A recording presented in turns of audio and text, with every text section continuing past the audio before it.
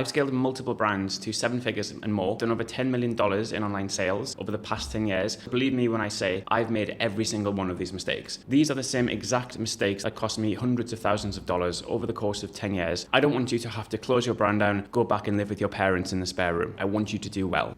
First of all, they skip product validation. The market doesn't care about you. It doesn't care about what you sell, how you sell it, the features, the benefits. The market cares about itself. And that's what you, as the operator, as the business owner, as the entrepreneur, need to develop an almost obsessive focus with. Think about Jeff Bezos. Think of the level and the depth and the breadth of time, effort, focus, attention, and energy he puts into understanding and fulfilling his customers. This is what's made Amazon amazing and one of the biggest brands in the world. And there's lessons that you can learn from this to implement straight away into your own e-com store, because success leaves clues. If it works with the guys at the top, there's a high likelihood that you can model that success and build it straight into your own business as well. When I first started my sports nutrition company almost 10 years ago, I saw a gap in the market. I wasn't necessarily part of that market, but I saw there was a gap, something underserviced. I invested almost 2 years in inventing a new product in research and design. I didn't know what I was doing. I'd never run an e-com store before. I didn't know anything about performance marketing. I thought I had a good idea, but the problem that I made is I went straight in with execution instead of obsessing over the consumer and market validation. What were the results of this? Fast forward 2 years, I launched to crickets. I got one sale. It was a sale from my friend just because he wanted to see what the product was like, okay? I remember I had stock in my own kitchen that I would pick and pack myself, and built up this amazing launch, website live, and nothing. I was racking my brains. I was thinking, wait a minute, I just spent all of this time making this amazing product, which it actually is a very good product. But the problem is, no one knows about you. No one has a clue about your brand. They're not necessarily product aware, problem aware, solution aware. And this is when it clicked to me that I need to learn this marketing game. And this is where everything changed. So the piece of advice here is, before you launch and sell a product, you really need to get out and speak to customers. And when I say speak to customers, I need you to know more about them than they know about themselves in this particular field. The way you do that is by telling everyone about it. I know there's a lot of resistance for new entrepreneurs where they think, oh no, I don't want to tell anyone, they're going to steal my idea, they're going to run with it, they've got more resource, more energy. Bro, no one's going to steal your idea. Running a business is difficult. One of the most difficult things you will ever have to do, particularly because it's an infinite game. It's not something you can just plug and play unless you have existing infrastructure and resource, and then you have some level of motivation to actually copy it. What you'll find is the people who will copy will first double check to see, is this market viable? Is this product actually good? And then down the line, maybe they'll copy it. But by that point, you will have built a protective moat around your product, around your brand, so that it becomes very difficult for them to actually copy. But my point is, you need to be able to validate that your product actually works and that there's a market need for it. And the way that you do that is by telling everyone, and you actually want people to play devil's advocate with you. You don't want yes men. You don't want people around you saying, yeah, that's a great idea. Yeah, I would definitely buy it. If they do that, right, buy one. It's $30 pre-order.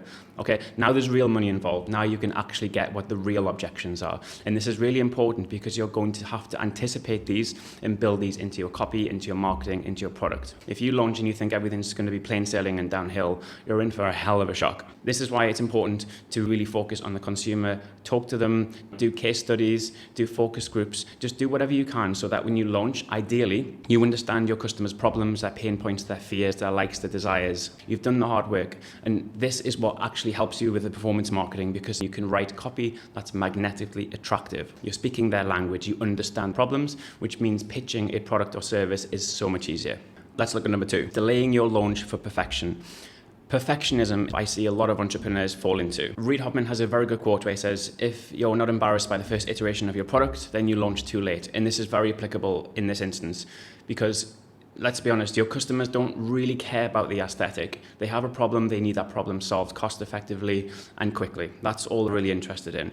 You can do the packaging, you can do the branding, all of this stuff afterwards, once you've refined it and once you understand a little bit more about the market. If you obsess, spend days, weeks, months, years, even making a logo, just making your website look pretty.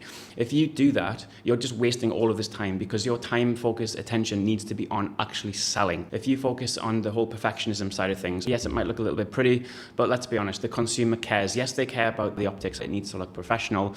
But in terms of really, really digging in to the minutiae that only you would notice, then all that is proactive procrastination and just going to hold you back instead of moving you forward. So just be aware of that. In the beginning, good enough is okay. So long as it looks professional, it's well-rounded. I'd rather launch something that is a 40, 50, 60% fit in the beginning to validate the market before going all in and investing all of this time, resource and money that you can't get back before you've even sold a single product. Number 3, neglecting email marketing. Even to this day, with a lot of entrepreneurs, I work with a lot of direct-to-consumer entrepreneurs. These can be new brands or established brands. When I bring up that I make between 40 and 60% of my revenue every single month through email marketing, they're shocked.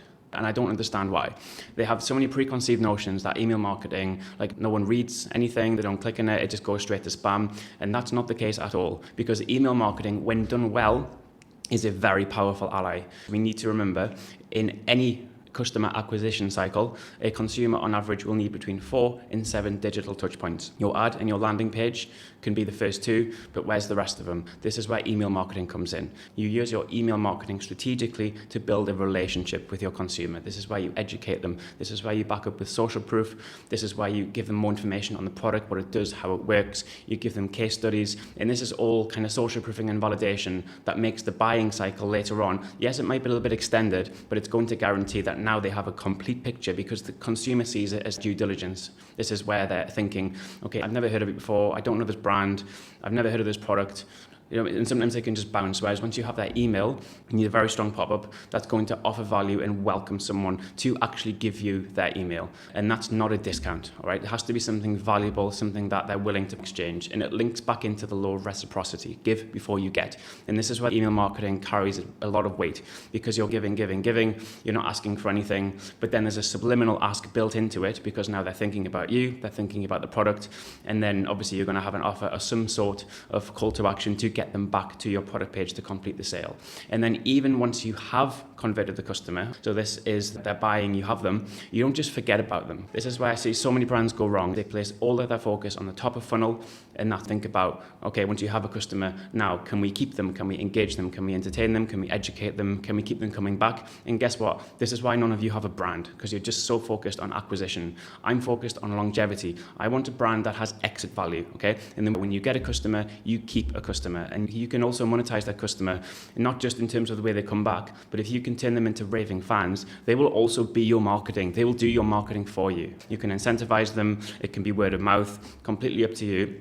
But again, this comes down to how well you architect your email marketing, because if not, you're just going to be so fully obsessed with just the front end. At the same time, it's never been easier but more difficult to do digital marketing. If you think about how AI kind of consolidated ad campaigns, it does a lot of the heavy lifting for you, okay? So that means the barrier to entry coming into e-com is a lot lower. But what actually makes the difference is once you have that customer, you need to be able to lock them in and keep them. This is where email marketing comes in, and it's super powerful, because now, a lot of you are using a lot of your budget and you're either barely breaking even on that first sale, or you make a slight loss.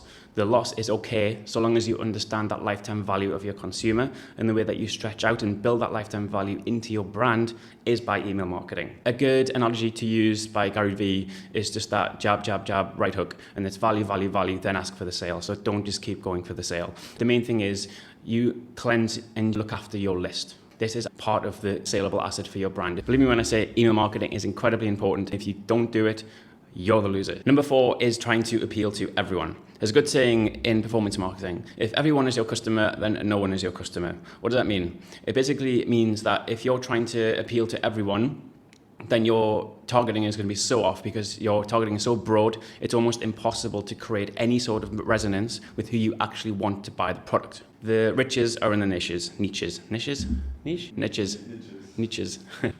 in the niches. The niches, whatever, you know what I mean. So the more you know your customer, the more you can model your customer and you have a target avatar pinned down. This is how you're able to construct performance marketing, messaging, copy, creative, headlines, call to actions that actually appeal to this specific type of person. When you first start your brand, you have to start with a hypothesis, unless it's very clear by the type of product who the target demographic is. And this is where you can start to use a scientific method to filter down. So you go broad, but you go smaller and smaller and smaller until you find your tribe, until you find your target customer. And once you have them, you double down on them. Let's link it back to my nutrition brand, the first brand that I started. The niche was particularly within the youth athlete. I thought, do we need to market to athletes? Do we need to market to coaches, as a parents? Anyway, we tried broad. Kids don't have any money, you can't market to kids. Coaches aren't interested, they just want things for free. The actual market is parent. The parent market is big. How can we be super specific with our copy and creative so that there's resonance, so that a particular parent who is the perfect customer profile for this product will stop, read, and buy? To define that niche, we drill a lot deeper than just the surface level of parents. So they need to have kids who play a lot of sport. So you got parents, then you got parents whose kids play a lot of sport, parents with kids in sport, then you get parents in sport with kids with diets, and then you can get it down to a specific age group. You can get it down to a specific problem within that. I don't know if they have dietary requirements or deficiencies, if they have certain problems. I don't know if it's like body composition. You get what I'm saying, okay? We go niche, and now we have our target demographic, which means this filters all the way back into the front end on the creative, on our landing page, on our email marketing, because we can speak to this very particular type of customer, which means automatically when we're targeting broad, we're excluding everyone who will never be a customer, okay? Having a big target addressable market, yes, it's important, but it's also where you're going to waste a ton of budget. Facebook's not going to have a clue where to position this, okay? This is why you lose money. So again, riches 100% are in the niches, whatever, you know what I mean? So the key here is to create a very focused and effective marketing strategy. Procrastination. I have a YouTube video on procrastination because I've been the procrastinator for a very long time, but I had to battle through it and rewire my brain so that I'm not a procrastinator. I take daily violent action every single day. This is just part of who I am. In today's day and age where we have so many distractions, there's so many other things you would like to be doing or you should be doing. When you're new to business, most of the time, I'm assuming you don't have a mentor. You now no longer have a boss because you're working for yourself. You can find yourself a little bit stuck in no man's land where you're used to having structure, even if it's for school. You have a start time, a clear end time, lunchtime. You have kind of strategic things to do at different times of the day. Being an entrepreneur, all of a sudden now you have no one telling you what to do, when to do it, how to do it, best practices. You have no one there to critique your work. So you're accountable to yourself. And this requires a whole other shift in mindset because this is how you become a good operator. If ever you do feel stuck, there's a very good proxy or heuristic I use to cut off a lot of the noise and focus on the main thing. It's always your job as the entrepreneur to keep the main thing, but it's also whatever hinders your task becomes your task. That can apply to anything in business. So if you're stuck on customer acquisition, this becomes your task. If you're stuck on a particular technical issue, that becomes your task, okay? And you stack these little 1% gains over time. And the good thing with e-com as well, particularly when you're building systems, these systems, once built, can stay for a very long time and they pay dividends over time. So for things like web fixes or glitches, and these come up all of the time, or whether it's like an issue with your product or customer service or the way things are linking up, once you patch them, this is how you build systems over time. But the key thing is you have to be able to overcome procrastination and do the hard thing. This is so easy to say, but at the same time, I find so many people struggle with it. It's just locking in and doing the work.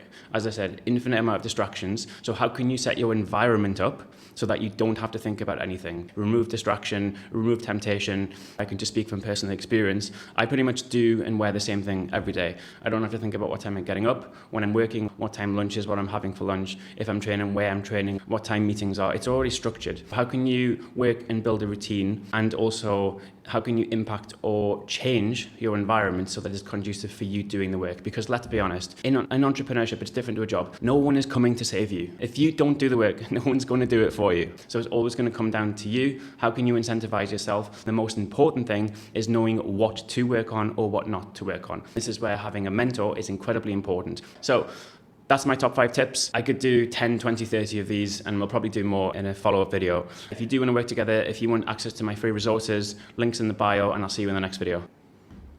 Bagus.